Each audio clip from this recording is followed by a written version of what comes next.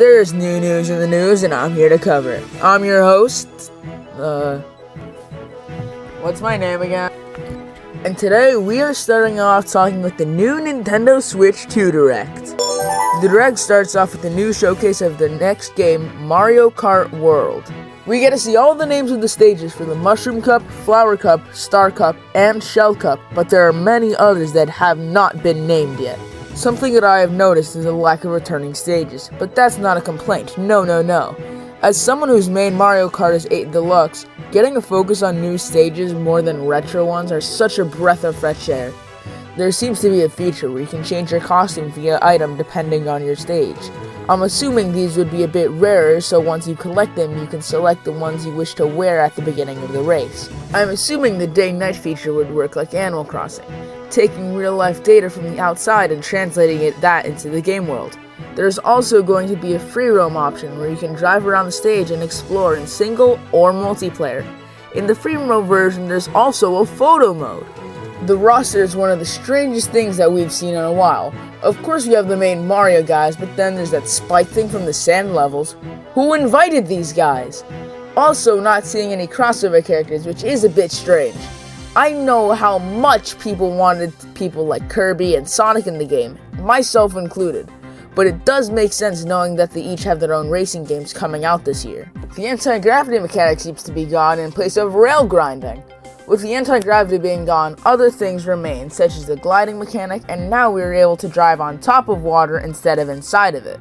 Looks like Nintendo's copying off someone's homework. Next in the Direct, the reveal of the C button. Surprisingly, it doesn't mean cursor, but chat. This new button allows you to chat with your friends online on your console, docked or handheld. With that comes the first accessory, the camera. Using the camera, you are able to show your face on the Nintendo Switch chat application and use your gameplay as a green screen. Certain games are seen using the camera feature, such as Mario Party Jamboree. With that, you may be asking, wait a minute, that's a Nintendo Switch game. And you would be correct. You are now able to get bonus content for Nintendo Switch games on your Nintendo Switch 2. Some of these games include Mario Party Jamboree, Breath of the Wild, Tears of the Kingdom, Kirby and the Forgotten Land, Metroid Prime 4 Beyond, and Pokemon ZA, though these bonus packs will need to be purchased. Next up, Game Share. You are now able to share one game via multiple consoles instead of just lending a controller to someone like Download Play on the 3DS.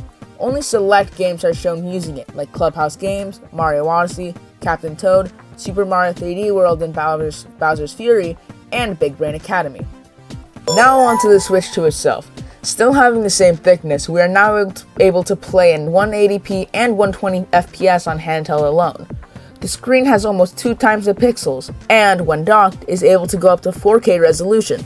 The Joy-Cons now use strong magnets to connect and are bigger and more comfortable and better optimized. There are now mouse features on both of the Joy-Con 2s. The sound system is better, as now we have 3D spatial audio and the Pro Controller has an audio jack, letting us go a bit further from our screen but still be able to hear it. There's now an extra USB-C port, allowing for tabletop camera and charging support. There's now over 8 times the storage of the original system, allowing for more games. However, the SD cards used in the original system will not be used as they will become incompatible. That was a lot. And now for some games.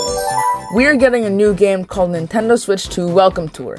This game shows off the many features that are on the Switch 2 and explains the inner workings of the controllers and the console.